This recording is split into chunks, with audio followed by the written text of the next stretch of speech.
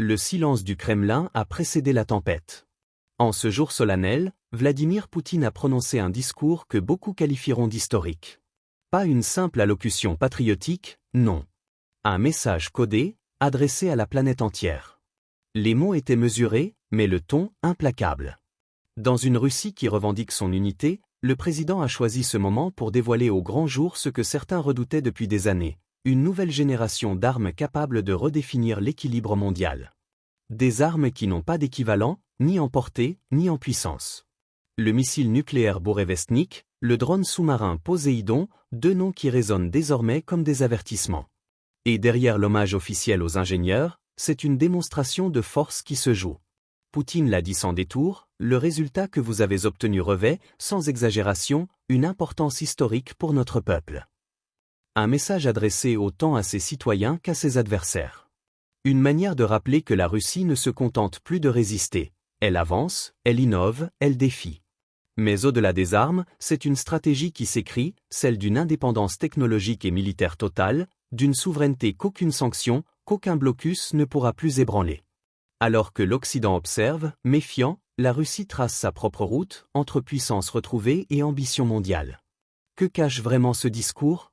Est-ce une célébration ou une déclaration de guerre froide nouvelle génération ? Dans un monde où les frontières de la dissuasion se brouillent, où le nucléaire rencontre le numérique, la question n'est plus de savoir si la course a commencé, mais qui la gagnera. Bienvenue sur l'Essentiel Mondial, la chaîne qui décrypte le monde avec clarté et perspective. Ne partez pas maintenant, la suite va vous surprendre. Regardez la vidéo jusqu'au bout, partagez-la autour de vous, et laissez votre avis en commentaire parce que comprendre le monde, c'est déjà commencer à le changer. Merci pour votre attention et votre fidélité.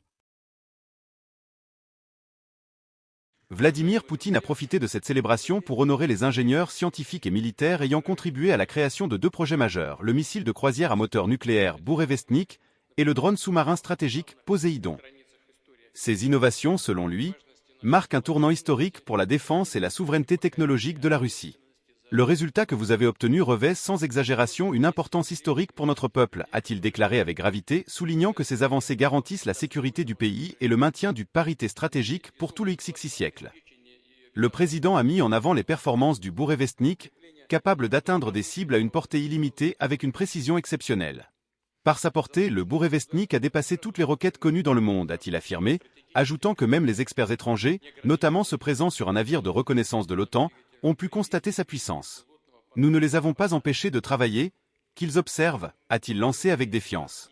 Il a ensuite détaillé les prouesses technologiques rendues possibles par les mini-réacteurs nucléaires installés sur ces engins.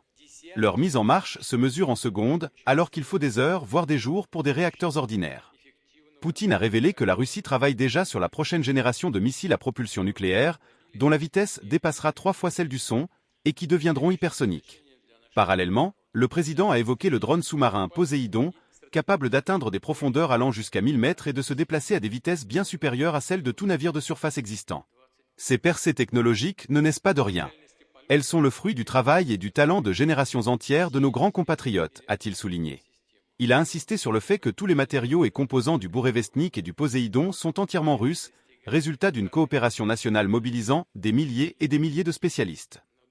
Nous avons créé une véritable réserve de nouveaux matériaux, de technologies, de solutions logicielles et numériques.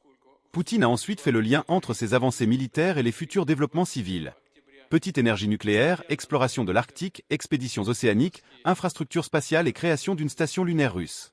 Ces innovations permettront des percées non seulement dans le domaine militaire, mais aussi dans les secteurs civils les plus prometteurs, a-t-il déclaré, évoquant notamment la création d'un vaisseau spatial cargo lourd et de nouvelles installations énergétiques pour les régions polaires. Abordant la question géopolitique, Poutine a voulu se montrer rassurant. Notre pays ne menace personne. Comme toutes les puissances nucléaires, la Russie développe son potentiel pour assurer sa sécurité. Il a rappelé que tous les projets annoncés, le complexe Avangard, le système Oreshnik et bientôt la mise en service du missile intercontinental Sarma, se concrétisent conformément au plan. Le discours s'est conclu sur une note patriotique. Tout cela est possible grâce à des gens comme vous, ingénieurs, scientifiques, ouvriers, enseignants, de véritables patriotes qui servent fidèlement la patrie et notre peuple. Merci à vous. Ce qui vient de se passer n'est pas un simple événement militaire. C'est un moment clé dans la communication stratégique de la Russie, soigneusement choisi et orchestré. Le 4 novembre, jour de la journée de l'unité nationale, Vladimir Poutine n'a pas seulement rendu hommage à des ingénieurs et scientifiques, il a officialisé l'entrée de la Russie dans une nouvelle ère technologique et militaire. En mettant en avant le missile nucléaire à portée illimitée Bourevestnik et le drone sous-marin Poséidon, il a voulu montrer que la Russie reste à la pointe de la dissuasion mondiale. Ces deux projets ne sont pas récents, ils étaient annoncés depuis plusieurs années, mais leur mise en avant aujourd'hui, dans le contexte d'un monde fragmenté, revêt une portée symbolique majeure.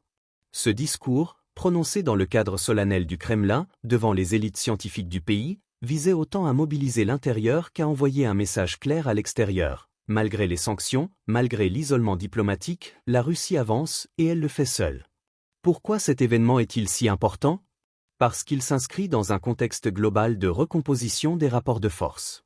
Le monde ne fonctionne plus selon les équilibres de l'après-guerre froide. Nous assistons à une multipolarisation accélérée, où chaque grande puissance tente d'imposer son modèle de puissance, qu'il soit technologique, militaire ou idéologique. Pour la Russie, affirmer son indépendance énergétique, industrielle et scientifique est une manière de dire « nous ne dépendrons plus de personne ». Le Bourevestnik et le Poséidon incarnent cette idée. Ce sont des armes autant symboliques que stratégiques, des preuves matérielles d'un retour à la puissance dans un monde où la force technologique vaut autant que la force économique. Mais derrière ce message, il y a aussi une réalité, la peur du déclassement, le besoin d'exister face aux blocs occidentaux et asiatiques, et la volonté de restaurer une fierté nationale mise à rude épreuve depuis des décennies. Ce que cela change maintenant, c'est la perception du risque. La dissuasion nucléaire classique reposait sur un équilibre clair. Des armes connues, des règles tacites, une logique de prévisibilité. L'arrivée d'armes à propulsion nucléaire illimitée ou autonome, capables d'échapper au système de défense existant, vient bouleverser cet équilibre fragile. Ce n'est pas seulement une question militaire, c'est une question psychologique et stratégique. Elle relance la course aux armements, mais aussi la course à l'innovation, dans un monde où la frontière entre sécurité et provocation devient de plus en plus floue. À court terme, cela renforce le discours souverainiste et patriotique au sein de la Russie. À long terme, cela accélère une logique de fragmentation mondiale, où chaque puissance cherche à sécuriser son espace d'influence, quitte à affaiblir la stabilité globale. Pour les citoyens du monde, cette annonce renvoie à une même inquiétude, celle d'un futur où la technologie devient un instrument de peur autant que de progrès. Mais si l'on met de côté les considérations géopolitiques, ce discours dit aussi quelque chose de plus humain. Il parle d'un peuple qui veut exister, d'une nation qui cherche à retrouver le respect, d'hommes et de femmes qui travaillent dans l'ombre, portés par la conviction que leur labeur sert à protéger leur pays. Derrière les missiles, il y a des visages, des ingénieurs, des ouvriers, des chercheurs, des professeurs. Des gens qui croient encore au sens de ce qu'ils font. Et au-delà de la Russie, ce moment nous interroge tous. Pourquoi les nations cherchent-elles sans cesse à prouver leur puissance ? Pourquoi la sécurité du monde repose-t-elle encore sur la peur mutuelle ? Peut-être parce qu'au fond, les sociétés cherchent toujours la même chose, être vues, reconnues, respectées. Et cette quête, qu'elle prenne la forme d'un discours, d'une invention ou d'un missile, reste profondément humaine. Alors, que penser de ce tournant ? Est-ce un progrès scientifique ou une régression morale ? Une victoire nationale ou un danger pour l'humanité ? À vous d'en débattre. Dites-le en commentaire, confrontez vos points de vue, parce que c'est dans le dialogue que naît la compréhension. Voilà, c'était l'essentiel. Si tu veux voir le monde autrement, abonne-toi et partage cette vidéo à quelqu'un qui aime réfléchir, pas juste s'informer. Merci de faire partie de ceux qui choisissent de voir plus loin que les apparences. Parce qu'au-delà de l'actualité, il y a toujours une leçon à retenir.